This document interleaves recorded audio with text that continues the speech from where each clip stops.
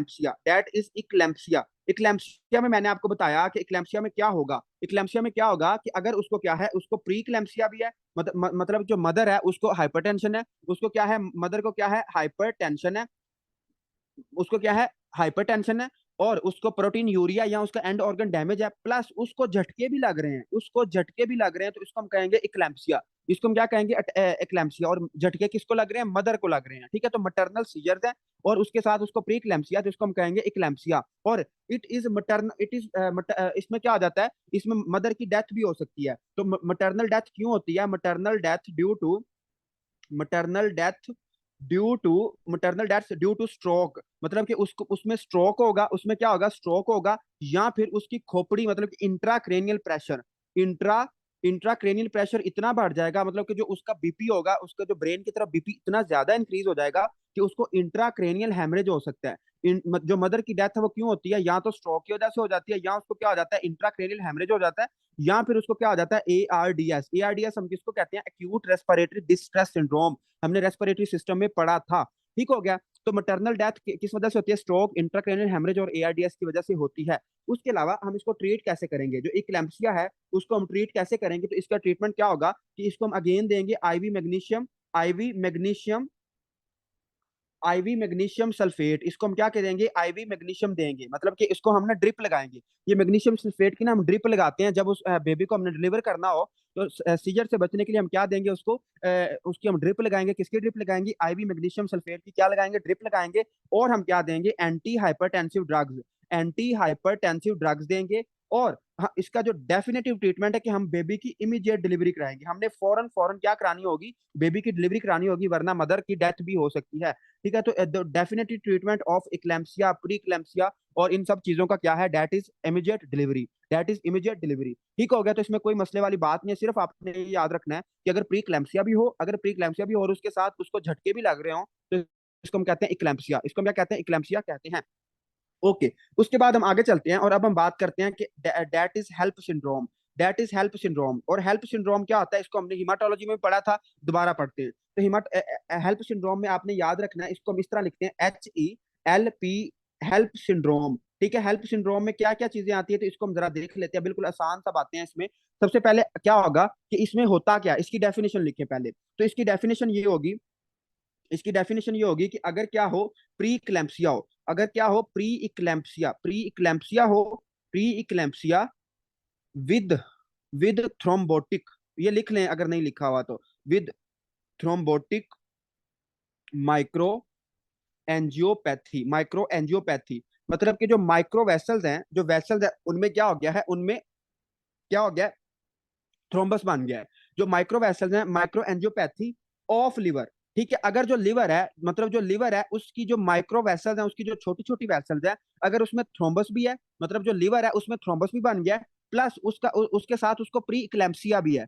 जो लिवर है उसमें थ्रोम्बस बन गया और उसके साथ उसको क्या है, प्री इक्लैम्पसिया भी है, तो इसमें क्या हो जाएगा, जो फीमेल होगी उसको क्या हो जाएगा, हेल्प सिंड्रोम होगा। उसको क्या होगा, हेल्प सिंड्रोम होगा। हेल्प सिंड्रोम से आपने कैसे याद रखना है, एच से आपने क्या याद रखना है कि उसमें क्या होगी, हिमोलिसिस होगी। हिमोलिसिस हम किसको कहते हैं, ब्रेक डाउन ऑफ ब्लड को, कि उसके जो आरबीसीज होंगे वो टूटना शुरू हो जाएंगे। वो टूटना शुरू क्यों होंगे मैं बाद में बताता हूँ। उसके बाद क्या होगा, ई से आपने याद रखना है एलिवेटेड। ठीक है। एलिवेटेड लिवर एंजाइम, जो उसमें एएसटी होगा, एएसटी, ये आपके सारे जो एएलटी एएसटी, ये सारा कुछ ना हम उसमें पढ़ेंगे हिमाटोलॉजी में। अगला सिस्टम हमने इंशाल्लाह वही स्टार्ट करना है। तो आपको मैं बड़ी डिटेल में जीआईटी पढ़ाऊंगा। जीआईटी बड़ा मजे का सिस्टम है और काफी ज्यादा कॉन्सेप्चुअल है, तो आपको काफी मजा आएगा पढ़ के। तो एलिवेटेड लिवर एंजाइम, इसमें आप जो हेल्प सिंड्रोम होगा हम दोबारा वहां पे भी पढ़ेंगे कि हेल्प सिंड्रोम में क्या होता है, जो लिवर एंजाइम होता है वो ज्यादा हो जाते हैं, क्यों होते हैं बाद में देखते हैं। उसके अलावा इसमें क्या होगा, एलपी से आपने क्या याद रखना है, एलपी से आपने क्या याद रखना है कि इसमें क्या होगा, लो प्लेटलेट्स। इसमें क्या होगा, लो प्लेटलेट्स होंगे। अब आप कहते हैं कि यार हमें याद, ये निमोनिक से याद तो रहेगा कि इसमें हिमोलिसिस होगी, एलिवेटेड लिवर एंजाइम होंगे और लो प्लेटलेट्स होंगे, लेकिन इसका मकसद क्या है, मतलब ये क्यों हो रहे हैं। तो अब हम ये सीखना शुरू करते हैं। देखो, फर्ज करो कि ये क्या है, ब्लड वेसल है। ठीक है। दिस इज ब्लड वेसल, ये क्या, मैंने एक ब्लड वेसल बनाई है। ठीक है। ये क्या है, एक ब्लड वेसल है। और फर्ज करो यहाँ पे क्या हो गया है, एक थ्रोम्बस एक्यूमुलेट हो गया है। ठीक है। यहाँ पे क्या हो गया, एक थ्रोम्बस एक्यूमुलेट हो गया, ऐसे ही है। अब जो थ्रोम्बस है वो किससे मिलके बनता है, वो प्लेटलेट से मिलके बनता है। तो हम ये कह सकते हैं कि जो थ्रोम्बस है, जो जितने भी प्लेटलेट्स थे वो हमारे कंज्यूम हो गए थ्रोम्बस बनाने में, तो हम कह सकते हैं। क्योंकि डिफरेंट जगह पे थ्रोम्बस बन रहे हैं, तो जो हमारे प्लेटलेट्स है वो कंज्यूम हो गए in the formation of thrombus, in the formation of thrombus. तो हमें पहली बात तो समझ ये आ गई कि जो हेल्प सिंड्रोम होगा उसमें प्लेटलेट्स कम क्यों होंगे, क्योंकि जो प्लेटलेट्स हैं वो कंज्यूम हो रहे हैं। क्यों कंज्यूम हो रहे हैं? For the formation of thrombus. पहली बात समझ आ गई। उसके बाद हम बात करते हैं इसमें हिमोलिसिस क्यों होती है। तो अब देखो यहाँ पे क्या हो गया, एक थ्रोम्बस बना हुआ है, तो फर्ज करो ये एक आरबीसी है, ये क्या है, एक आरबीसी है, और ये बड़ा मुस्कुरा के जा रहा है, ठीक है, मुस्कुरा के यहाँ से जब ये ट्रेवल करेगा, तो जब ये थ्रोम्बस के साथ टकराएगा तो ये टूट जाएगा। जब थ्रोम्बस के साथ टकराएगा तो क्या हो जाएगा, टूट जाएगा। थ्रोम्बस के साथ जब ये टकराएगा तो टूट जाएगा, और ये कुछ किस तरह का बन जाएगा, ये कुछ इस तरह का बन जाएगा, इस तरह का। और इस तरह का मतलब कि ये, इसको हम कहते हैं शिस्टोसाइट्स। इसको हम क्या कहते हैं, शिस्टोसाइट्स। इसको हम हिमाटोलॉजी में डिटेल में पढ़ेंगे, शिस्टोसाइट्स किन किन डिजीज में हमें मिलती हैं। लेकिन फिलहाल आपने ये कॉन्सेप्ट याद रखना है कि जब आरबीसी इसमें से गुजरेगा और थ्रोम्बस से टकराएगा और वो टूट जाएगा, जब वो टूटेगा तो हमें पहली फाइंडिंग क्या मिलेगी, शिस्टोसाइट मिलेगी। और चूंकि आरबीसी टूट रहे हैं तो इसको हम क्या कहेंगे कि इसको, इसमें क्या हो रही है, हिमोलिसिस हो रही है, इसमें क्या हो रही है, हिमोलिसिस हो रही है। उसके अलावा चूंकि चूंकि ये जो माइक्रो एंजियोपैथी है, ये जो आपके माइक्रो वेसल्स है, ये थ्रोम्बस कहाँ पे बना है, लीवर के माइक्रो वेसल्स में बना है, लीवर के माइक्रोवेसल में बना है। तो थ्रोम्बोटिक माइक्रो एंजियोपैथी, और थ्रोम्बोटिक माइक्रो एंजियोपैथी है, लीवर में ब्लड सप्लाई सही नहीं जा रही, तो लीवर का क्या हो जाएगा, लीवर डैमेज होगा। और जब लीवर डैमेज होता है तो क्या होता है, आपके जो एल एफ टीज हैं, आपने कभी कराया किसी मरीज का L F T, L F T में हमें क्या क्या चीजें मिलती हैं, हमें ए एस टी मिलता है, ठीक है, A S T, A L T, A L T, A S T, और ये सारी चीजें मिलती हैं। तो ये सारा कुछ आपको क्या मिलेगा, राइज मिलेगा। इसको हम पढ़ेंगे हिमाटोलॉजी में, फिलहाल मैं इसकी ज्यादा डिटेल में नहीं जा रहा, क्योंकि हमने इसको पढ़ना है आगे, अगले सिस्टम में पढ़ना है। ठीक है, तो जो लिवर एंजाइम जो होंगे, जो एल एफ टी होगा, वो आपको रेज मिलेगा। तो ये हेल्प सिंड्रोम ना आपको काफी चैप्टर्स में देखने को मिलेगा। ये इसमें आपको हिमाटोलॉजी में भी मिलेगा, उसके अलावा आपको लिवर वाले चैप्टर में मिलेगा, उसके अलावा गायनाकोलॉजी में भी ये मिलेगा। ठीक हो गया, तो इसको आपने अच्छे से कर लेना है कि अगर प्रीक्लैम्सिया भी हो और लिवर में क्या हो, थ्रोम्बस भी हो, तो हमें कौन कौन से साइन एंड सिम्टम मिलेंगे, प्लेटलेट्स हमें कम मिलेंगे, लिवर एंजाइम हमें ज्यादा मिलेंगे, और ब्लड की क्या होगी, हिमोलिसिस होगी। और इसमें हमें क्या मिलेगा, हमें ब्लड स्मेयर में क्या मिलेगा, जब हम उसका ब्लड स्मेयर कराएंगे, मतलब कि हम ब्लड को लेंगे और उसको माइक्रोस्कोप के जब नीचे देखेंगे तो इसको हम कहते हैं ब्लड स्मेयर। जब हम उसका ब्लड स्मेयर जब ब्लड स्मेयर कराएंगे तो हमें क्या मिलेगा, हमें फाइंडिंग मिलेगी शिस्टोसाइट्स की। हमें फाइंडिंग क्या मिलेगी, शिस्टोसाइट्स की फाइंडिंग मिलेगी। ओके। उसके उसके बाद उसने ये लिखा हुआ है कि can lead to, it can lead to, it can lead to, जो हेल्प सिंड्रोम है, it can lead to subcapsular. आपको पता है, मुझे जरा, बल्कि आप बता ही दो, मेरे नॉलेज में भी जरा इजाफा कर दो, कि जो लिवर के अराउंड एक कैप्सूल होता है, उसको हम क्या कहते हैं, उसको हम क्या कहते हैं, जो लिवर के अराउंड एक कैप्सूल होता है, एक कवरिंग है अल्लाह ताला ने रखी, उसको हम क्या कहते हैं। जी, एनीवन, जल्दी बताएं, जी से नाम स्टार्ट होता है आई थिंक उसका, जल्दी नेट से देख लें, बताएं तो सही, कोई तो बताएं, इतनी खामोशी अच्छी नहीं होती। कैन लीड टू सब कैप्सुलर, मतलब कि जो लिवर के जो सब कैप्सुलर हिमाटोमास, के जो लिवर के अराउंड कैप्सूल होता है, उसके नीचे हमें क्या मिलेगा, हिमाटोमा मिलेगा। ठीक है, हिमाटोमास मिलेगा, हिमाटोमास मिलेगा। या फिर हमें क्या मिलेगा कि उस मरीज को क्या हो जाएगी, डीआईसी की। उस डीआईसी के बारे में कल परसों भी मैंने आपको बताया था कि अगर मरीज के डिफरेंट जगह पे, अगर मरीज के पूरी बॉडी में डिफरेंट जगह पे ब्लड क्लॉट होना शुरू हो जाए, तो इसको हम कहते हैं डीआईसी, डिसएमिनेटेड इंट्रावस्कुलर कोagulation। जी माशाल्लाह, डॉक्टर शाहनवाज और डॉक्टर आयशा सही बता रही हैं कि जो लिवर के अराउंड कैप्सूल होता है, इसको हम कहते हैं ग्लीजन कैप्सूल। ठीक है, इसको हम क्या कहते हैं, ग्लीसन, ग्लीसन भी कहते हैं, ग्लीजन भी कहते हैं, ग्लीजन कैप्सूल। ठीक है, तो ये याद रखना है, ये एनाटॉमी के हवाले से बात है। ठीक है, जो लिवर के इर्द इर्द गिर्द आपका कैप्सूल होगा, उसको हम कहते हैं ग्लीजन कैप्सूल। और उसके नीचे क्या हो जाएगा, आपको हिमाटोमास मिलेंगे, किसमें, हेल्प सिंड्रोम में। और क्या आपको हो जाए, जो मदर होगी उसको डीआईसी भी हो सकता है। उसके अलावा अगर ये जो ब्लड वेसल है, ये क्या हो जाएगी, रप्चर कर जाएगी। मतलब अगर ब्लड वेसल क्या करती है, रप्चर, इफ रप्चर। ठीक है, अगर ब्लड वेसल क्या करती है, रप्चर होती है, तो क्या होगा, अगर यही ब्लड वेसल क्या होगी, रप्चर होगी, तो क्या होगा, स्वेयर हाइपोटेंशन। क्योंकि ब्लड लॉस होगा तो क्या होगा, उसको स्वेयर हाइपोटेंशन, उसका बीपी बहुत ज्यादा गिर जाएगा। ठीक हो गया, तो बीपी जो गिरता है ये भी बड़ा खतरनाक होता है। और हमने ट्रीटमेंट कैसे करना है, हमने इसका डेफिनेटली ट्रीटमेंट है कि हम बेबी की फौरन फौरन डिलीवरी कराएंगे, ताकि उसका प्री क्लैम्सिया ठीक हो जाए, और बाद में हम फिर लिवर को देख लेंगे। तो इमीडिएट डिलीवरी कराएंगे ताकि उसका प्री क्लैम्सिया वगैरह ठीक हो जाए। तो this is all about pre eclampsia, और this is all about HELLP syndrome, this is all about HELLP syndrome. उसके बाद एक छोटू सा टॉपिक है, और मैं आपको 1000 दफा वो पढ़ा चुका हूं, अब 1001 दफा हम दोबारा पढ़ते हैं। And that is your supine hypotensive, जिसको हम कहते हैं सुपाइन हाइपो हाइपोटेंसिव सिंड्रोम। ठीक है, तो बुक ने तो आपकी काफी मुश्किल करके लिखा है, मैं आपको आसान लफ्जों में समझाता हूँ, स्पाइन हाइपोटेंसिव सिंड्रोम। मैंने आपको कहा था कि अगर आपके आपके पास कोई प्रेग्नेंट लेडी आती है या आपके इर्द गिर्द आपको कोई प्रेग्नेंट लेडी दिखती है, तो आपने कहना है, आपने क्या कहना है कि आपने कहना है कि जब आपको 20 वीक्स गुजर जाएं, जब आपको 20 वीक्स गुजर जाएं आपकी प्रेगनेंसी को, तो आपने सीधा सीधा ऊपर की तरफ मुंह करके नहीं सोना। मतलब कि आपने तारे या चांद वगैरह को नहीं देखना। फिर आपने क्या करना है, फिर आपने एक तरफ करवट लेके सोना है। इसकी क्या वजह है, देखो मैं आपको समझाने की कोशिश करता हूँ। वैसे तो मेरी डायग्राम बहुत गंदी है, लेकिन मैं आपको ना समझाने की कोशिश करता हूँ। फर्ज करो कि ये क्या है, मदर है, ठीक है, और ये मदर है और ये उसका abdomen है। अब जो बेबी है, बेबी ये है, ठीक है, बेबी क्या है, ये यूट्रस में बेबी पड़ा हुआ है और उसको 20 वीक गुजर चुके हैं, बेबी काफी बड़ा हो चुका है। और आपको पता है, आपको क्या पता है कि जो अब्डोमिन है, अब्डोमिन से क्या क्या चीजें गुजर रही होती हैं। एक तो अब्डोमिनल एओर्टा गुजर रही होती है। क्या गुजर रही होती है, अब्डोमिनल एओर्टा, अब्डोमिनल एओर्टा गुजर रही होती है। और क्या गुजरती है, और इंफीरियर वेना केवा भी गुजर रही होती है। और क्या गुजरती है, इंफीरियर वेना केवा भी गुजर रही होती है। अब आप कहते हैं कि यार अगर वो ऊपर की तरफ, अगर वो ऊपर की तरफ मुंह करके सोएगी, 20 वीक गुजर गए हैं, तो आपने उसको ये लाजमी मशवरा देना है कि आपने ऊपर की तरफ सुपाइन पोजीशन में नहीं सोना। अगर वो सुपाइन पोजीशन में सोएगी, अगर वो चांद तारों को देखेगी, तो क्या होगा, जो बेबी होगा वो प्रेस करेगा। बेबी क्या करेगा, प्रेस करेगा किसको, अब्डोमिनल एओर्टा को प्रेस करेगा। और किसको प्रेस करेगा, इंफीरियर वेना केवा को प्रेस करेगा। अगर वो अगर वो अब्डोमिनल एओर्टा को प्रेस करेगा, अगर वो अब्डोमिनल एओर्टा को प्रेस करेगा तो क्या होगा, और अगर इंफीरियर वेना केवा को प्रेस करेगा तो क्या होगा। अगर वो, हम यहाँ पे लिखते हैं, बल्कि बल्कि हम इसको लिखते हैं कि it is seen at more than 20 week के, 20 वीक के बाद ये नजर आता है। और जब वो लेडी होती है, वो सुपाइन पोजीशन में सोती है, सुपाइन पोजीशन में ज्यादा देर तक लेटी रहती है या फिर सोती है, तो सुपाइन पोजीशन में आपने उसको मना करना है। सुपाइन पोजीशन में क्या होगा, उसका जो बेबी होगा, जो उसकी ग्रेविड यूट्रस है, ग्रेविड का मतलब क्या होता है, भरा हुआ, तो जो उसकी यूट्रस है वो उसकी वो प्रेस करेगी, किसको प्रेस करेगी, इंफीरियर वेना केवा को और एब्डोमिनल एओर्टा को। जब वो कंप्रेस करेगी तो क्या होगा, अगर तो फर्ज करो अब्डोमिनल एओर्टा प्रेस हुआ है, अगर तो क्या हुआ है, अब्डोमिनल एओर्टा, यहाँ आप लिखते हैं कि अगर अब्डोमिनल एओर्टा क्या हो गया है, कंप्रेस हो गया है, तो जाहिर बात है जब अब्डोमिनल एओर्टा कंप्रेस होगा तो क्या होगा, प्लेसेंटा को कम ब्लड जाएगा, प्लेसेंटल परफ्यूजन क्या होगी, कम होगी, प्लेसेंटल परफ्यूजन क्या होगी, कम होगी। तो एक जो बेबी होगा उसकी उसका मतलब उसकी ग्रोथ नहीं सही तरह होगी, इसकी ग्रोथ नहीं सही तरह होगी, ओके, प्लेसेंटा को तो ये मसला आएगा। उसके अलावा अगर क्या होगा, अगर उसको इंफीरियर वेना केवा, मतलब जो जो हमारी निचले धड़ से वापस ब्लड को लेके जाती है हमारे दिल की तरफ, अगर उसकी इन्फीरियर वेना केवा क्या होती है, कंप्रेस होती है, तो क्या होगा, अगर उसकी इन्फीरियर वेना केवा कंप्रेस होती है तो क्या होगा, उसको हाइपोटेंशन होगी। क्यों, क्योंकि वापस ब्लड दिल की तरफ नहीं जा रहा, वीनस रिटर्न बहुत कम है, वीनस रिटर्न कम है, और वीनस रिटर्न कम होने की वजह से क्या होगा, उसका बीपी भी गिर जाएगा, ठीक है। एक तो प्लेसेंटा की ग्रोथ सही तरह नहीं होगी, और क्या होगा, उसका बीपी भी गिर जाएगा। तो आपने उसको क्या मशवरा देना है, आपने कहना है कि बीबी आपने ऊपर की तरफ मुंह करके नहीं सोना, आपने जब भी सोना है आपने दाएं या बाएं करवट लेके सोना है, ठीक है। और बेस्ट पोजीशन जो प्रेगनेंसी में सोने की होती है आफ्टर 20 वीक्स या after 25 weeks, that is left decubitus, left de decubitus position, decubitus position.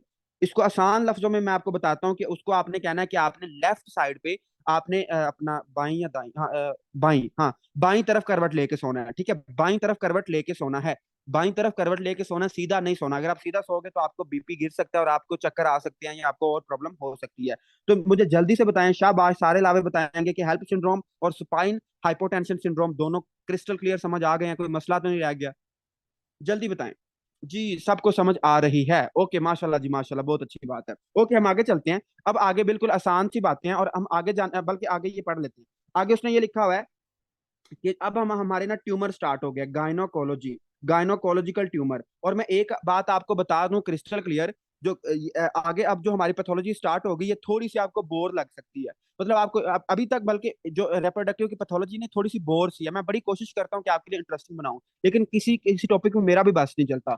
तो अब आपने कोशिश ये करनी है कि एक तो आपने थोड़ा सा एनर्जेटिक होकर बैठना है, और पहले मैं आपको बता रहा हूँ कि आपको थोड़ी सी ये बोर लग सकती है, ड्राई सी लग सकती है। इसका वाहद हल यही है कि आपने इसको साथ साथ रट्टा मारना है, क्योंकि अभी सारे ट्यूमर स्टार्ट हो जाएंगे और ये ट्यूमर बहुत अहम है। अगर आपने यूएसएमएलई करना है, प्लैब करना है, कोई भी करना है, तो these tumours are very very important. जो गायनाकोलॉजी के ट्यूमर्स हैं, स्पेशली जो उसके सर्वाइकल ट्यूमर या उसके ब्रेस्ट के ट्यूमर है, वो बहुत इंपॉर्टेंट है, और इनको आपने क्लास मिस नहीं करनी, और इनको आपने लाजमी साथ साथ याद करना है। तो आज हमारे स्टार्ट होते हैं गायनाकोलॉजिकल ट्यूमर्स, ठीक है। गायनाकोलॉजिकल ट्यूमर्स का सबसे पहले हम पढ़ते हैं कि इनमें इंसिडेंस क्या होता है, मतलब कि सबसे ज्यादा ट्यूमर्स कौन से होते हैं और फिर उनका प्रोफिलैक्सिस क्या है। तो ये आपकी बुक ने सारी बातें लिखी हुई हैं, इसको मैं आपको बताता हूँ, देखो। इंसिडेंस, इंसिडेंस के हवाले से यहाँ से एमसीक्यूज आता होता है, उसमें यूएसएमएल में यूवर्ल्ड का ये क्वेश्चन भी है गायनाकोलॉजी का, मैं आपको बताता हूँ। इंसिडेंस के हवाले से जो इंसिडेंस है, सबसे पहले तो हम बात करते हैं हमारे देवता मतलब कि अमेरिका की, कि US, United state of America, America में सबसे ज्यादा कौन सा ट्यूमर है? That is endometrial, that is endometrial tumour. America में सबसे ज्यादा ट्यूमर कौन सा है? That is endometrial tumour. Endometrial के बाद कौन सा है? That is ovarian tumour, that is ovarian tumour. और ओवेरियन ट्यूमर सबसे एंड पे कौन सा है? That is cervical tumour.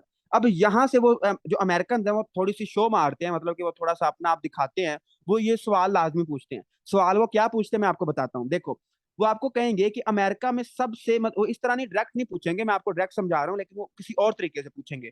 वो कहेंगे कि अमेरिका में सबसे कम किसके चांसेस हैं, सबसे कम कौन से ट्यूमर के चांसेस है? तो आपने कहना सर्वाइकल के। अगर अमेरिका है तो आपने कहना सर्वाइकल के। अच्छा, ये भी हो गया।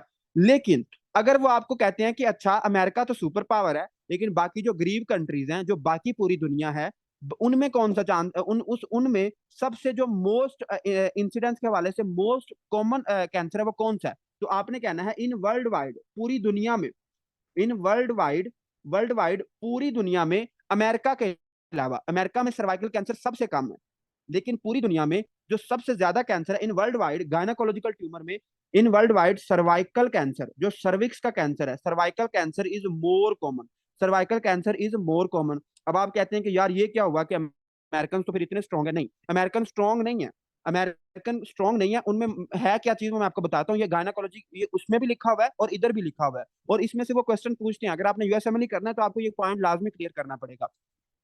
इन world wide cervical cancer is more common. अब आप कहते हैं कि इसकी वजह क्या है? देखो, आपने एक लफ्ज सुना होगा पैप्समेयर, आपने एक लफ्ज सुना होगा पैप्समेयर। पैप्समेयर हम किसको कहते हैं? पैप्समेयर हम गायनाकोलॉजी में पढ़ेंगे, ये पूरी टेक्निक है। इसमें ना हम कुछ सेल्स निकालते हैं, हम बायोप्सी के लिए ना कुछ सर्विक्स से सेल निकालते हैं, इसको हम कहते हैं पैप्समेयर। प्लस इसके साथ जो अमेरिकन है वो क्या करते हैं? वो स्क्रीनिंग करते हैं। आई थिंक, मुझे ये कंफर्म नहीं है, मैं कंफर्म नहीं क्या कर सकता, लेकिन अमेरिका में आई थिंक ये रूल भी है कि जैसे ही जो फीमेल होगी वो रिप्रोडक्टिव एज को क्रॉस करेगी, तो कुछ स्पेसिफिक ईयर्स के बाद उसको स्क्रीनिंग भी करानी होती है, और उसका हर साल या पता नहीं 1-2 साल के बाद उसका ना पैप स्मेयर लाजमी होता है। मुझे ये कंफर्म नहीं है, आई थिंक ये रूल है। तो उसको उसने स्क्रीनिंग भी करानी होती है और उसने पैप स्मेयर भी करना होता है। अब अब चूंकि अमेरिका में, अमेरिका सुपर पावर है, बड़ा अमीर मुल्क है, तो उसमें पैप स्मेयर और स्क्रीनिंग होती है। तो पैप स्मेयर और स्क्रीनिंग से जो सर्वाइकल कैंसर, हम इसको बहुत ज्यादा प्रिवेंट कर सकते हैं। और आपको मैंने बताया भी था कि सर्वाइकल कैंसर का most most common cause that is HPV, human papilloma virus. और मुझे जरा शाबाश लावे बताएंगे कि सर्वाइकल कैंसर कहाँ पे मतलब होता है? कौन सा ऐसा पॉइंट हमने पढ़ा था कि जहां पे सबसे ज्यादा सर्विक्स के कैंसर होने के चांसेस होते हैं? तो माशाल्लाह डॉक्टर अदनान वजीर शाहबाज सही बता रहे हैं कि ट्रांसफॉर्मेशनल जोन, जो ट्रांसफॉर्मेशनल जोन हमने पढ़ा था, इसको हम आगे जाके पढ़ेंगे, भी टेंशन नहीं लेनी। जो ट्रांसफॉर्मेशनल जोन होता है वहां पे सर्विक्स के कैंसर होने के चांसेस बहुत ज्यादा होते हैं। तो चूंकि अमेरिका में पैप्समेयर है और स्क्रीनिंग होती रहती है, तो इस वजह से अमेरिका में सर्वाइकल कैंसर के चांसेस, इंसिडेंट सबसे कम है। लेकिन पूरी दुनिया में इंक्लूडिंग पाकिस्तान जो सर्वाइकल कैंसर है, it is more common gynaecological tumour. तो ये पॉइंट आपने लाजमी जेहन में रखना है, ये आपके उसमें यू वर्ल्ड में इसका एमसीक्यू भी मौजूद है। ठीक हो गया। उसके बाद हम आगे चलते हैं और इसका अब हम बात करते हैं प्रोग्नोसिस की। प्रोग्नोसिस का आपको पता ही है कि मतलब अगर हम उसको ट्रीट करें तो वो ट्रीट हो जाएगा या नहीं होगा। अगर कोई चीज का हम ट्रीटमेंट करें, अगर वो ट्रीट हो जाए तो उसको हम कहते हैं गुड प्रोग्नोसिस है उसका, कि वो ठीक हो रही है। अगर वो ठीक नहीं हो रही, वो बड़ी जिद्दी है, ठीक नहीं हो रही, हम जितनी मर्जी दवाइयां दे रहे हो, तो उसको हम कहते हैं कि उसका पुअर प्रोग्नोसिस है। तो प्रोग्नोसिस के हवाले से सबसे बेस्ट प्रोग्नोसिस किसका है? That is cervical cancer. जो सर्वाइकल है, सर्वाइकल कैंसर का सबसे बेस्ट प्रोग्नोसिस है। उसके बाद सर्वाइकल कैंसर के बाद किसका है? Endometrial cancer. एंडोमीट्रियल कैंसर, जो एंडोमीट्रियम है उसके कैंसर का सबसे अच्छा मतलब प्रोग्नोसिस है। उसके अलावा किसका है? ओवेरियन कैंसर का। तो ये दोनों ऑर्डर्स आपने याद रखने हैं। ये आपसे मतलब ऐसे इतने ज्यादा चांसेस नहीं है कि आपसे पूछा जाए, लेकिन ये पॉइंट उसमें यू वर्ल्ड में पूछते होते हैं, ये वाला जो मैंने ये आपको बताया कि पूरी दुनिया में सर्विक्स का कैंसर सबसे कॉमन है, और अमेरिका में सर्विक्स का कैंसर सबसे कम है, सर्विक्स का कैंसर सबसे कम है। ठीक हो गया। और इस प्रोग्नोसिस को आपने कैसे याद रखना है? सीईओ से। ठीक है, कि किसी फलानी कंपनी का कोई सीईओ है, तो cervical cancer, endometrial cancer and ovarian cancer. ठीक हो गया। एज भी याद रहे, नहीं नहीं, एज का कोई, एज को छोड़ दो, एज उसमें गायनाकोलॉजी में नहीं लिखी हुई। सिर्फ आपने ये याद रखना है कि सबसे कॉमन कौन सा सर्वाइकल, उसके बाद एंडोमेट्रियल और उसके बाद ओवेरियन कैंसर। एज को रहने दो, एज नहीं कोई भी पूछेगा आपसे। चलें जी, आई होप कि आपको ये समझ आ चुकी है। अब जरा मुझे जल्दी से बताएं कि यहाँ तक क्लियर हो गया। ये पूरा पेज हमारा तकरीबन 1 घंटा तो लग गया, लेकिन ये बहुत इंपॉर्टेंट पेज था, इसलिए मैंने इसको थोड़ा स्लो स्लो पढ़ाया है ताकि आपको अच्छा लगे पढ़ के। चलें जी, सबको क्लियर हो चुका है, हम आगे चलते हैं। अब हम बात करते हैं कि यार अच्छा ये भी हमें समझ आ गई। अब हम बात करते हैं वल्वुलर पैथोलॉजी की, ठीक है, किसकी, वल्वुला उसकी वल वल्व्यूलर वल्व्यूलर पैथोलॉजी की। तो वुल्वा हम किसको कहते हैं? External genitalia of female. तो मुझे जरा शाबाश जल्दी से ये भी बता दे कि एक्सटर्नल जेनिटलिया और इंटरनल जेनिटलिया में कौन सी चीज डिफरेंशिएट करती है। हमें कैसे पता चलता है कि ये इंटरनल जेनिटलिया, हमें कैसे पता चलता है कि ये एक्सटर्नल जेनिटलिया है? कौन सा ऐसा पॉइंट है कि जिससे आगे आगे जो चीजें वो एक्सटर्नल है और बाहर बाहर वाली कौन सी है वो इंटरनल है? तो जी सारे सही बता रहे हैं कि जो हाइमन है, हाइमन से जो बाहर बाहर वाली सारी चीजें हैं उनको हम कहते हैं एक्सटर्नल जेनिटलिया, और जो अंदर वाली चीजें हैं उसको हम कहते हैं इंटरनल जेनिटलिया। और जो चीजें हमें नजर आ रही होती हैं फिजिकल एग्जामिनेशन पे उसको हम कहते हैं वुल्वा, उसको हम क्या कहते हैं? वुल्वा। अब वुल्वर पैथोलॉजी के जो वुल्वा है उसमें क्या क्या प्रॉब्लम आ सकती हैं, तो सबसे पहले हम समझते हैं कि इसकी एनाटॉमी क्या होती है। फर्ज करो कि फीमेल का जो एक्सटर्नल जेनिटलिया वो किस तरह का है। फर्ज करो कि this is external genitalia of female, this is external genitalia of female. और आपको पता है कि ऊपर क्या होती है? यूरिथ्रा होती है, और नीचे क्या होता है? नीचे क्या होती है? वजाइना होती है। ठीक है, वजाइना होती है, रिप्रोडक्टिव ट्रैक्ट होता है। ऊपर क्या होता है? यूरिथ्रा, और नीचे क्या होती है? वजाइना होती है। और इस वजाइना के इर्द गिर्द दो ग्लैंड्स होते हैं। ठीक है, इस वजाइना के इर्द गिर्द क्या होते हैं? दो ग्लैंड्स होते हैं। और ये क्या करते हैं? इनकी एक डक्ट होती है जो कि ड्रेन कर रही होती है लोअर लोअर वेस्टिब्यूल में। ठीक है, लोअर वेस्टिब्यूल में, लोअर वेस्टिब्यूल में क्या कर रही होती है? ड्रेन कर रही होती है। और इन ग्लैंड्स को हम क्या कहते हैं? Bartholin gland. इन ग्लैंड्स को हम क्या कहते हैं? बार्थोलिन बार्थोलिन ग्लैंड्स कहते हैं। अब क्या होगा? फर्ज करो ये जो बार्थोलिन ग्लैंड है इसकी इन्फ्लेमेशन हो गई है, या फिर ये जो डक्ट है ये ब्लॉक हो गई है, तो उसको क्या हो जाएगा? उसके जो बार्थोलिन ग्लैंड था, उसको बार्थोलिन ग्लैंड में क्या हो जाएगा? फ्लूइड एक्यूमुलेट हो जाएगा। अब आप कहते हैं कि बार्थोलिन ग्लैंड का काम क्या है? तो जो बार्थोलिन ग्लैंड होता है इसने म्यूकस, म्यूकस बनाना होता है। इसने क्या बनाना होता है? म्यूकस बनाना होता है। लुब्रिकेशन मतलब करनी होती है वजाइना की। वजाइना को ये क्या करता है? लुब्रिकेशन करता है। ड्यूरिंग इंटरकोर्स जो वजाइना की लुब्रिकेशन होती है, it is due to Bartholin gland. तो बार्थोलिन क्या करते हैं? ये म्यूकस बनाते हैं, लुब्रिकेट करते हैं। अब क्या होगा? फर्ज करो अगर कोई इसकी डक्ट ब्लॉक हो गई है, या फिर ये जो बार्थोलिन ग्लैंड है इसकी इन्फ्लेमेशन हो गई है, या कोई और मसला आ गया है, तो क्या होगा कि जो म्यूकस है, जो म्यूकस बन रहा है वो बार्थोलिन ग्लैंड के अंदर ही रहेगा। और हमने कल ही पढ़ा था कि अगर एक पॉकेट है, अगर एक पॉकेट है और उसमें क्या है? फ्लूइड एक्यूमुलेट है। अगर एक पॉकेट है और उसमें क्या है? फ्लूइड एक्यूमुलेट है, तो इसको हम क्या कहेंगे? इसको कहेंगे सिस्ट। ये सिस्ट हो गया। अब हम जरा पीछे चलते हैं और हम वुल्वा की पैथोलॉजी चेक करते हैं कि बार्थोलिन सिस्ट और अब्सेस कैसे बनेगा। ठीक है, तो Bartholin Bartholin cyst Bartholin cyst and obsess, इसको हम जरा समझने की कोशिश करते हैं। ठीक है, तो अब हम देखते हैं कि ये कब बनेगा। तो इसमें उसने ये लिखा हुआ है कि cystic dilation of Bartholin gland, कि जो बार्थोलिन इसकी क्या हो जाएगी? सिस्टिक, कि जो बार्थोलिन ग्लैंड होगा उसके अंदर फ्लूइड जमा हो जाएगा। सिस्ट हम किसको कहते हैं? एक पॉकेट ऑफ फ्लूइड। तो सिस्टिक डायलेशन हो जाएगी, किसकी डायलेशन हो जाएगी? Of Bartholin gland, of Bartholin gland. Bartholin gland की क्या हो जाएगी? Cystic dilation. बार्थोलिन ग्लैंड की क्या हो जाएगी? सिस्टिक डायलेशन हो जाएगी। और इसमें उसने ये लिखा हुआ है कि one Bartholin is present on each side, कि जो वजाइना होती है इसकी मतलब वजाइना के दोनों तरफ क्या होते हैं? एक एक बार्थोलिन ग्लैंड प्रेजेंट होता है, जो कि क्या पैदा करता है? That produce mucus, mucus like fluid that drain via duct into lower vestibule. ये आपकी बुक पे आई थिंक लिखा हुआ है, तो इसको जरा देख लेना। ओके, अब हम आगे चलते हैं और इसकी प्रेजेंटेशन कैसी होगी, कि जो मरीज होगी आपके सामने किस तरह आएगी। तो इसकी प्रेजेंटेशन कैसे होगी? इसकी प्रेजेंटेशन आपकी कुछ इस तरह होगी कि जो मरीज होगा वो आपके सामने आएगी और वो क्या कहेगी? उसमें ना यूनिलेटरल, उसमें क्या होगा? यूनिलेटरल। यूनिलेटरल का मतलब क्या होता है? एक तरफ। उसको एक तरफ क्या होगा? पेनफुल, उसको पेन होगी, पेनफुल सिस्टिक डायलेशन। उसको क्या होगी? Painful cystic cystic dilation. Cystic dilation आप इसको इंटरनेट से देख भी सकते हो, मैं आपको दिखा नहीं सकता ड्यू टू सम रीजन। तो आप इंटरनेट पे इसके लिखोगे तो आपको इसकी पिक्चर नजर आ जाएगी। तो यूनिलैटरल पेनफुल सिस्टिक डायलेशन होगी at lower vestibule, at lower vestibule. कि जो उसकी फीमेल होगी लोअर वेस्टिब्यूल पे उसको क्या होगा? एक ना सिस्ट बना होगा, आपको एक ना उभार सा नजर आएगा, और उसको हम कहेंगे कि इसका जो बार्थोलिन ग्लैंड है वो स्वेल हो गया। इसको आप इंटरनेट से इसकी पिक लाजमी देख लेना। Okay, and may lead to abscess. हाँ, अगर तो देखो, अगर तो सिर्फ फ्लूइड एक्यूमुलेट है तो उसमें क्या बनेगा? सिस्ट बनेगा। तो अब हम अब्सेस, अब्सेस किसको कहते हैं? मैंने कल ही आपको समझाया था कि अगर क्या हो, अगर एक मतलब एक पॉकेट है, एक पॉकेट है उसमें फ्लूइड एक्यूमुलेट है तो इसको हम कहते हैं सिस्ट। लेकिन उसी पॉकेट में अगर पस एक्यूमुलेट हो जाए, अगर उसी पॉकेट में पस एक्यूमुलेट हो जाए तो इसको हम कहते हैं अब्सेस। तो फर्ज करो ये जो आपकी बार्थलिन ग्लैंड था, इसकी क्या हुई पहले, तो अब इसकी क्या हुई, इसकी ऑब्स्ट्रक्शन हुई। देखो इसकी क्या हुई, पहले ऑब्स्ट्रक्शन हुई, मतलब बार्थलिन ग्लैंड की क्या हुई, ऑब्स्ट्रक्शन हुई, और उसके बाद क्या हो गई, इन्फ्लेमेशन, सेकेंडरी टू इन्फ्लेमेशन, कि उसके बाद उसकी क्या हो गई, इन्फ्लेमेशन। इन्फ्लेमेशन, और जो सबसे अहम बात है वो ये है कि it is strongly associated with, मतलब जो ये बार्थलिन अब्सेस है, ये कब बनता है, जब इन्फेक्शन होता है, किसका इन्फेक्शन होता है, एन गनोरिया का। एन गनोरिया का। जो नजेरिया गनोरिया है ये क्या कॉज कराता है, कल ही बताया था, अभी जल्दी बताएं जरा। जो नजेरिया गनोरिया है, ये एक और चीज का रिस्क भी बढ़ा देता है, और ये एक डिजीज कॉज कराता है जिसको हम क्या कहते हैं, जल्द जी जी, सारे सही बता रहे हैं कि जो नजेरिया गनोरिया ये क्या कॉज कराता है, पीआईडी, पेल्विक इन्फ्लेमेटरी डिसऑर्डर भी कॉज कराता है, इसको हम पढ़ेंगे आगे।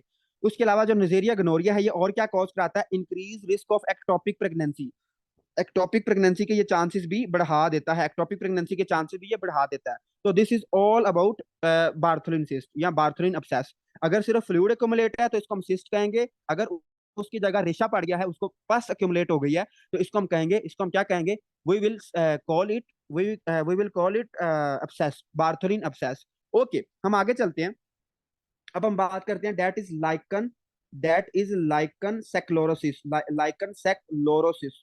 ये मुझे पता है थोड़े से आपके लिए बोर हो जाएंगे अब टॉपिक्स, लेकिन आपने कोशिश करनी है, हिम्मत करनी है, क्योंकि अच्छे बुरे दिन आते ही रहते हैं, तो आपने अब कोशिश करनी है और इसको साथ साथ याद करते रहना है, ठीक है। लाइकन स्क्लोरोसिस हम किसको कहते हैं, it is chronic progressive inflammatory disease characterised by porcelain white plaques. देखो मैं आपको रिपीट कर दें, क्या रिपीट करना है, बार्थलिन ग्लैंड का, बार्थलिन ग्लैंड का रिपीट करना है जी।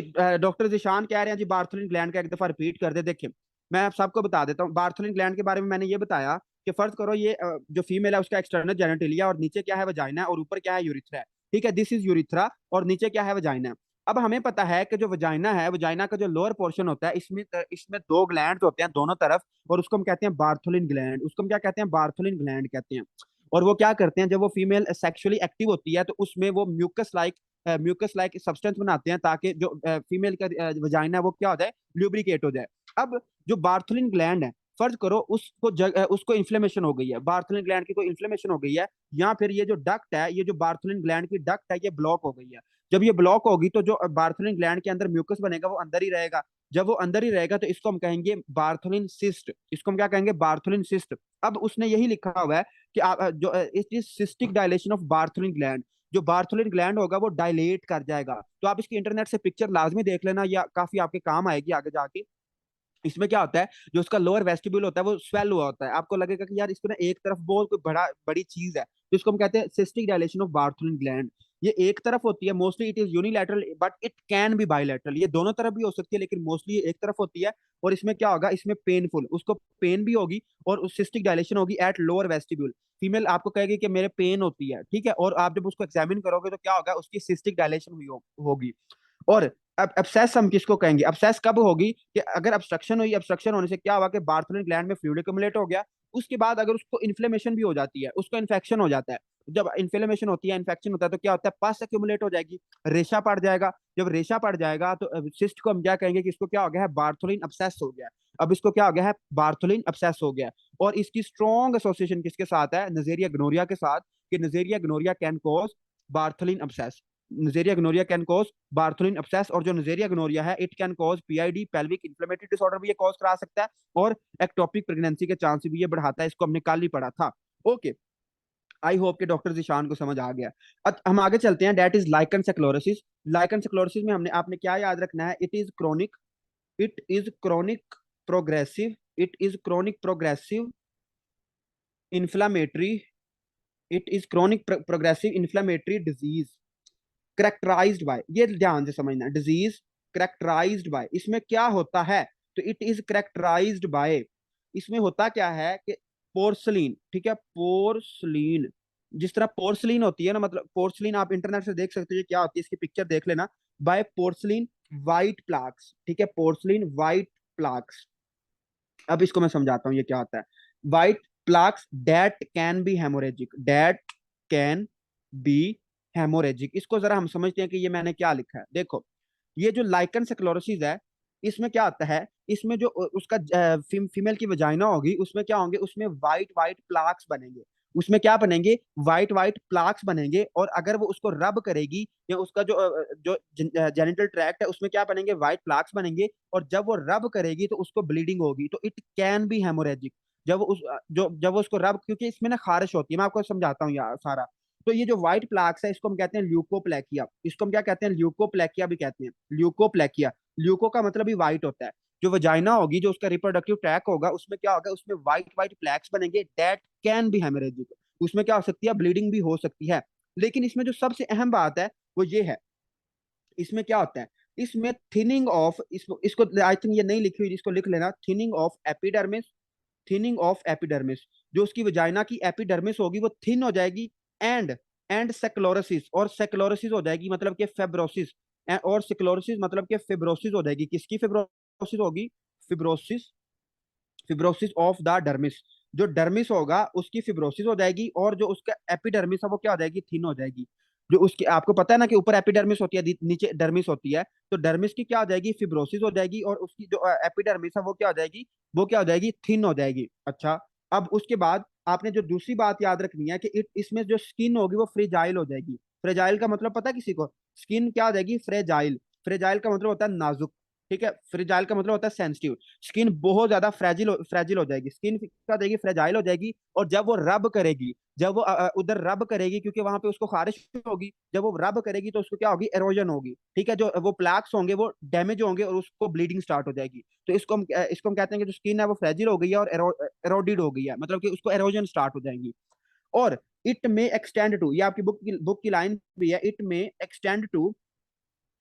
Extend to anus. ये वजाइना से, ये वुल्वा से कहां तक एक्सटेंड कर सकती है, एक्सटेंड कर सकती है एनस तक। तो जब ये एक्सटेंड करेगी तो it will produce figure 8, it will producing, मतलब may extend to anus producing figure 8। आपको इस तरह लगेगा कि फिगर 8 बन रहा है, ठीक है, फिगर 8। आपको पता है ना, देखो, मतलब ये वजाइना ना, फर्ज करो कि ये क्या है, उसका फीमेल रिप्रोडक्टिव ट्रैक्ट है, ऊपर क्या है, यूट्रस, और नीचे क्या है, वजाइना है, और उसके नीचे क्या होता है, एनस होता है। तो ये क्या करेगी, कुछ इस तरह, मतलब ये यहाँ तक फैल जाएगी और आपको इस तरह लगेगा कि यार इसके फिगर 8 बन रहा है। ठीक है, तो इसमें हम ये बात पढ़ते हैं कि may extend to anus producing figure 8, मतलब जिस तरह एक फिगर 8 हम लिखते हैं ना, तो इस तरह आपको ये लगेगा। ठीक हो गया। उसके बाद इसमें, हाँ, इसका जो इंसिडेंस है, मतलब ये किन में ज्यादा होती है, तो इसके इंसिडेंस बहुत ज्यादा है, किन में ज्यादा है, किन में ज्यादा है, प्री पैरी प्री पैरी या फिर पोस्ट, प्री पैरी या फिर पोस्ट, मतलब कि जो मेनोपॉज के करीब औरतें होती हैं उनमें इसके चांसेस ज्यादा होते हैं, प्री पैरी पोस्ट मेनोपोजल वुमेन। जो मेनोपॉज के करीब होती हैं उनमें इसके चांसेस ज्यादा होते हैं। ठीक हो गया। उसके बाद इसकी प्रेजेंटेशन कैसे होगी, प्रेजेंटेशन आपने लाजमी करनी है कि आपके पास जो मरीज होगी वो किस तरह आएगी। ठीक है, तो प्रेजेंटेशन इसकी क्या होगी, प्रेजेंटेशन आपको कहेगी कि डॉक्टर साहब, जो मेरा वुल्वा है उसमें क्या होता है, मुझे शदीद प्रोराइटिस है, मतलब कि खारिश होती है। ठीक है, शदीद खारिश होगी, इसको हम कहते हैं इंटेंस, इंटेंस प्रोराइटिस। जो फीमेल होगी उसको शदीद खारिश होगी एक्सटर्नल जेनिटलिया पे।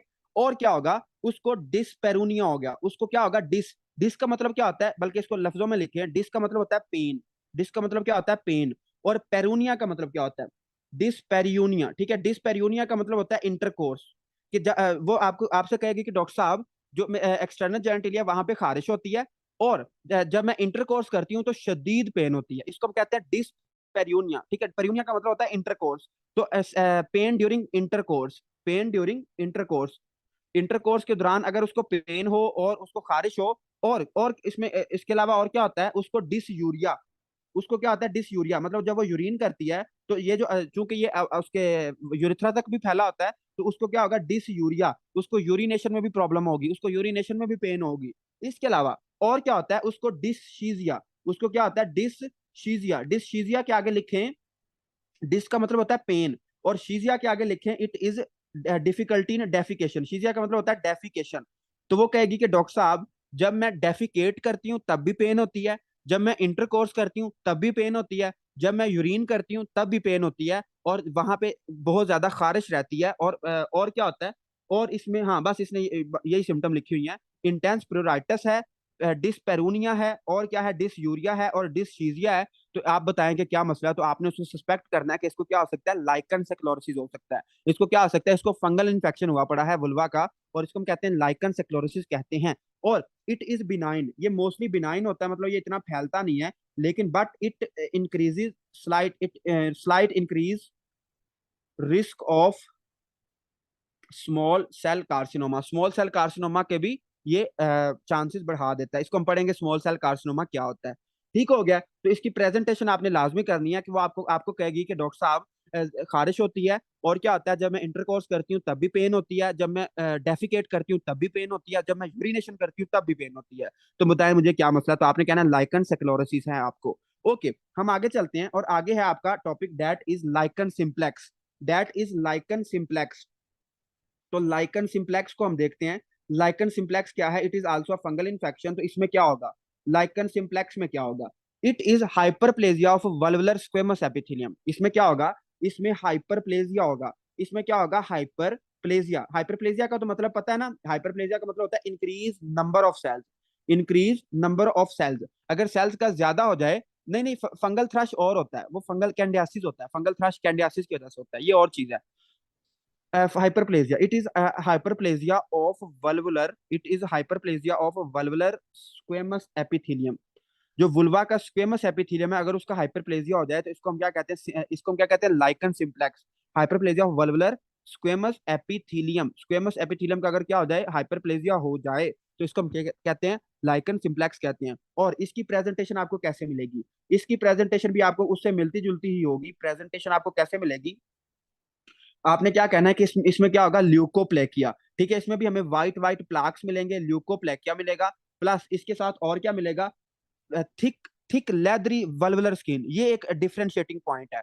उसमें हमें क्या मिल रहा था, उसमें हमें डिस्पेरोनिया, डिसशीजिया, इंटेंस प्लूराइटिस मिल रहा था।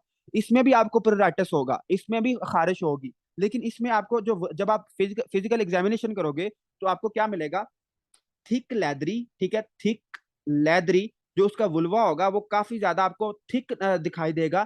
थिक लेदरी वल्वुलर स्किन, क्यों, क्योंकि उसका जो वुल्वुलर स्क्वेमस एपिथेलियम था उसका क्या हो चुका है, उसका हाइपरप्लेजिया हो चुका है। तो थिक लेदरी वल्वुलर स्किन आपको मिलेगी, थिक लेदरी वल्वुलर स्किन आपको मिलेगी। और इसमें क्या होती है, इसमें एक सबसे अहम बात वो ये है कि जब वो जब फीमेल होगी, जब उसको क्या होगी, खारिश होगी, तो वो क्या करेगी, क्रोनिक इरिटेट, मतलब वहां पे वो जब खारिश करेगी तो क्रोनिक इरिटेशन होगी, क्रोनिक इरिटेशन एंड स्क्रैचिंग। जब उसको वहां पे खारिश होगी तो वो उसको स्क्रैच करेगी। जब वो उसको स्क्रैच करेगी तो क्या होगा, तो वहां पे ना उसको निशान पड़ जाएंगे। तो आप जब उसका फिजिकल एग्जाम करोगे तो आपको क्या मिलेंगे, enhanced skin markings, enhanced skin markings. जो जो उसका वुल्वा होगा, आपको वहां पे काफी ज्यादा निशान दिखाई देंगे। क्यों, क्योंकि जब उसको खारिश होती थी तो वो वहां पे रब करती थी, जब वो रब करेगी तो क्या होगा, इनहांस्ड स्किन मार्किंग्स मिलेंगी। और इस ये भी बिनाइन होता है, इस मतलब ये भी इतना कोई खतरनाक नहीं है, benign. No risk of squamous cell carcinoma. ठीक हो गया। तो ये दो आपके इन्फेक्शन थे, और ये थोड़े से, मुझे पता है ये थोड़े से बोर से हैं, लेकिन आपने इसको ध्यान से कर लेना है। ये इंपॉर्टेंट है, ये भी सारा कुछ इंपॉर्टेंट है, फर्स्ट एड की हर चीज इंपॉर्टेंट है, लेकिन कुछ चीजें एक्स्ट्रा इंपॉर्टेंट है, जिसमें आज हमने पढ़ा प्री क्लैम्पसिया, एक्लैम्पसिया, गेस्टेशनल हाइपरटेंशन। तो मुझे शाबाश जल्दी से बताएंगे कि समझ आ गई है या नहीं आई। फिर हम, बस 2 मिनट है, 2 मिनट मैं आपके लूंगा और फिर हम क्लास एंड करते हैं। बस 2 मिनट बर्दाश्त और कर लो। ओके जी, समझ आ गई है, हम आगे चलते हैं। अब हम बात करते हैं कि यार अच्छा ये भी समझ आ गया, अब नीचे आए। नीचे एक टॉपिक आपके लिखा हुआ है, that is imperforate hymen. That is imperforate hymen. जो दरमियान में मैंने कुछ टॉपिक छिड़वाए हैं वो हम कल करेंगे। ठीक है, imperforate, imperforate hymen, imperforate hymen. अब हाइमन का तो आप सबको पता है ना कि हाइमन क्या होता है, बल्कि मैं बता ही देता हूँ। देखो, जो एक फीमेल होती है, जो एक लड़की होती है, जब तक वो क्या है, जब तक उसने कोई इंटरकोर्स नहीं किया होता, तो क्या होता है, फर्ज करो कि ये क्या है, उसका वो है वल्वा। अब ऊपर क्या है, यूरिथ्रा है, और ये क्या है, वजाइना है। ठीक है, ये क्या है, वजाइना है। अब उसके दरमियान में एक पर्दा होता है। ठीक है, एक अल्लाह ताला की तरफ से एक सेप्टा है, जिसको हम कहते हैं हाइमन, जिसको हम क्या कहते हैं, हाइमन कहते हैं, जिसको हम क्या कहते हैं, हाइमन। अब ये जो हाइमन है ये परफोरेटेड होता है। जो हर लड़की है उसमें जो हाइमन होता है वो क्या होता है, परफोरेटेड होता है। उसमें सुराख होते हैं छोटे छोटे, परफोरेटेड हाइमन होता है। परफोरेटेड मतलब कि पोर्स होंगे उसमें, उसमें सुराख होते हैं। अगर इसमें सुराख नहीं है, अगर उसमें सुराख नहीं है, तो इसको हम कहेंगे इनपरफोरेटेड, इसको हम क्या कहेंगे, इम्परफोरेटेड हाइमन। दोबारा सुने, जो हर लड़की है उसमें जो हाइमन होता है वो परफोरेटेड होता है, उसमें पोर्स होते हैं, उसमें सुराख होते हैं। अगर उसमें सुराख नहीं है तो इसको हम कहेंगे इनपरफोरेटेड हाइमन। तो वही हमने पढ़ना है कि इनपरफोरेटेड हाइमन क्या होता है। तो it is incomplete, it is incomplete degeneration of central position of hymen. देखो जो हाइमन है पहले ये पूरे का पूरा ही बनता है, लेकिन दरमियान से मोस्टली ये दरमियान से क्या हो जाता है, डीजनरेट हो जाता है और सुराख बन जाता है। फर्ज करो ये क्या है, हाइमन है, तो दरमियान से ना आपको ये डीजनरेट हो जाता है और ये छोटे छोटे पोर्स बना देता है। तो इसको हम क्या कहते हैं, इसको हम कहते हैं परफोरेटेड हाइमन। लेकिन अगर कोई लेडी है और उसको क्या है, उसका हाइमन की डीजनरेशन नहीं हुई, उसकी हाइमन की डीजनरेशन नहीं हुई, तो इसको हम कहेंगे इम्परफोरेटेड हाइमन। इसको हम क्या कहेंगे, इम्परफोरेटेड हाइमन कहेंगे। तो incomplete degeneration of central portion of hymen, central portion of hymen को हम क्या कहेंगे कि ये क्या है, इम्परफोरेटेड हाइमन है। अब इसमें क्या होगा, जब अभी वो बहुत छोटी बच्ची है, तो जब वो बच्ची पैदा होगी तो आपको पता है कि जब बच्ची पैदा होती है तो उसका जो वजाइनल म्यूकस होता है वो क्या होगा, वो बाहर आता है। ठीक है, वो बाहर आता है। लेकिन अब अगर कोई लेडी है, लेडी तो नहीं खैर, अगर छोटी बच्ची अभी वो पैदा ही हुई है, तो जब वो पैदा होगी तो क्या होगा, एक्यूमुलेशन, जब वो बर्थ पे हमें क्या फाइंडिंग मिलेगी, एक्यूमुलेशन ऑफ वजाइनल म्यूकस, कि जो उसका वजाइना का म्यूकस होगा वो अंदर ही रहेगा। वजाइनल म्यूकस क्या रहेगा, एक्यूमुलेट हो जाएगा। क्यों? क्योंकि जिस सुराख के थ्रू, जिस पोर्स के थ्रू उसने बाहर आना था वो नहीं आ पा रहा, वो पोर्स ही नहीं है, तो क्या होगा, एक्यूमुलेशन ऑफ वजाइनल म्यूकस होगा। और ये खुद उसमें क्या होगा कि आप जब वो छोटी बच्ची पैदा होगी तो आपको क्या मिलेगा, हाइमन बल्ज मिलेगा। जो हाइमन होगा वो बाहर की तरफ निकला होगा, हाइमन बल्ज मिलेगा। लेकिन उसने ये लिखा हुआ है कि ये इट रिजोल्व स्पॉन्टेनियसली, इसको हम ट्रीट नहीं करते, ये खुद ब खुद ही ठीक हो जाता है, रिजोल्व स्पॉन्टेनियसली। ठीक है, लेकिन जब वही बच्ची वो बर्थ में तो वो खुद ही ठीक हो जाता है, लेकिन जब वही बच्ची क्या हो जाएगी, अडल्ट हो जाएगी, जब वही बच्ची मतलब अडल्ट हो जाएगी, वो 12 12 साल की हो गई या 13 साल की हो गई है, 14 की, 15 की, जब वो 15 साल की हो गई है, तो अब तक तो उसको मेंसेस आ जाने चाहिए थे। आपको पता है कि मेंसेस कब स्टार्ट होते हैं, 12 से लेके 15 तक। मैंने कहा था अगर 15 साल तक मेंसेस ना आए तो हम इसको क्या कहते हैं, इसको हम कहते हैं प्राइमरी, इसको हम क्या कहते थे, बताना यार, मेरे जेहन से नाम निकल गया उसका। हाँ, प्राइमरी एमनोरिया, इसको हम कहते हैं प्राइमरी एमनोरिया। अगर 15 साल तक मेंसेस ना आए तो इसको हम कहते हैं प्राइमरी एमनोरिया। अब जो वही बच्ची है उसको मेंसेस नहीं आ रहे, उसको मेंसेस नहीं आ रहे, क्यों नहीं आ रहे, क्योंकि मेंसेस की जो ब्लीडिंग जहां से आनी थी वो हाइमन ही बांध है, वो वहां उसके अंदर पोर्स ही नहीं है। तो हम क्या करेंगे, हम फिर उसको सर्जिकली उसमें सुराख बना देंगे, हम उसकी सेप्टोप्लास्टी कर देंगे, मतलब कि जो हाइमन होगा उसमें हम सर्जिकली उसको यहाँ रिमूव कर देंगे या उसमें छोटे छोटे पोर्स बना देंगे। तो ये बहुत अहम बात है कि अगर किसी लेडी को क्या है, प्राइमरी एमनोरिया है, उसको क्या है, प्राइमरी एमनोरिया, मतलब उसको मेंसेस नहीं आ रहे, उसको 15 साल गुजर चुके हैं लेकिन उसको मेंसेस नहीं आ रहे, तो आप उसका सबसे पहले ये चेक करोगे कि क्या उसका हाइमन परफोरेटेड है, मतलब हर चीज नॉर्मल है, उसको मेंसेस नहीं आ रहे, तो आपने उसका हाइमन लाजमी चेक करना होता है। ये एमसीक्यूज भी और ये वैसे कॉन्सेप्ट वाइज भी इंपॉर्टेंट बात है कि अगर एक लेडी, उसको 15 साल गुजर गए हैं और उसको मेंसेस नहीं आ रहे, मतलब उसको प्राइमरी एमनोरिया है, तो हम उसका क्या चेक करेंगे, सबसे पहले हम ये चेक करेंगे कि अगर हर चीज नॉर्मल है और हम उसका हाइमन चेक करेंगे कि क्या हाइमन तो इम्परफोरेटेड नहीं है। तो सबसे इंपॉर्टेंट बात है ये कि अडल्ट जब हो जाएगी तो उसको मेंसेस नहीं आएंगे, इसको हम कहते हैं प्राइमरी एमनोरिया। और उसको क्या होगा, साइक्लिकल अब्डोमिनल पेन, उसके पेट में अक्सर दर्द रहेगा, ठीक है, अब्डोमिनल पेन होगी, साइक्लिकल अब्डोमिनल पेन होगी। और एक बहुत अहम term, that is haematocolpos, that is haemato का मतलब होता है ब्लड, और कोलप्स का क्या मतलब होता है, कोलप्स का मुझे भी नहीं पता। हिमेटो कोलप्स को हम कहते हैं accumulation of accumulation of blood in vagina. ठीक है, जो उसका क्या होगा, उसकी वजाइना में ब्लड एक्यूमुलेट हो जाएगा। पीछे से तो मेंसेस आ रहे हैं लेकिन वो आगे हाइमन को क्रॉस नहीं कर पा रहे, तो जो ब्लड होगा वो किसमें एक्यूमुलेट हो जाएगा, वजाइना में। तो इस टर्म को हम क्या कहते हैं, इस टर्म को हम कहते हैं हिमेटोकोलप्स। इस टर्म को हम क्या कहते हैं, हिमेटोकोलप्स, कि जो accumulation of blood in menstrual blood in vagina. और इसमें क्या होगा, इसमें बहुत इंपॉर्टेंट फाइंडिंग आपको मिलेगी। जब आप उसका फिजिकल एग्जाम करोगे तो आपको क्या मिलेगा, हाइमन की बल्जिंग मिलेगी। हाइमन क्या हुआ पड़ेगा, बल्ज हो जाएगा। एंड ब्लूइश, जो हाइमन होगा एक तो वो ब्लू होगा, ब्लड की वजह से ब्लूइश होगा, और क्या होगा, बल्ज हुआ पड़ा होगा, और क्या होगा, bulging and bluish hymen membrane. ठीक है, जो हाइमन की मेम्ब्रेन होगी वो क्या होगी, बाहर की तरफ बल्ज हुई होगी, और क्या होगा, वो ब्लू कलर की होगी, हाइमन हाइमन मेम्ब्रेन। ठीक है, हाइमन मेम्ब्रेन। तो ये आपने लाजमी याद रखना है। अच्छा, इसमें जो समझने वाली बात थी ना वो ये थी सिर्फ एमनोरिया वाली, कि अगर अगर एक लेडी है, उसके उसको 15 साल गुजर चुके हैं, हम 15 साल तक इंतजार करते हैं। वैसे नॉर्मल जो मेंसेस आते हैं वो 11-12 साल से स्टार्ट होते हैं, लेकिन अगर उसको 15 साल गुजर चुके हैं और उसको मेंसेस नहीं आ रहे, तो इसको हम कहते हैं प्राइमरी एमनोरिया, इसको हम कहते हैं प्राइमरी एमनोरिया। और सबसे पहली जो चीज हम चेक करते हैं वो हाइमन ही चेक करते हैं, कि हाइमन क्या, इसका हाइमन तो इम्परफोरेटेड नहीं है, हाइमन में तो कोई मसला नहीं है। अगर हाइमन में सुराख नहीं है तो फिर हम क्या कर देते हैं, हम सर्जरी करके उसकी यहाँ तो हाइमन को रिमूव कर देते हैं, या फिर हम क्या करते हैं, हाइमन में एक छोटा सा पोर बना देते हैं ताकि वो ब्लड की ड्रेनेज हो जाए। ठीक हो गया। तो this is all about today class. अब मैं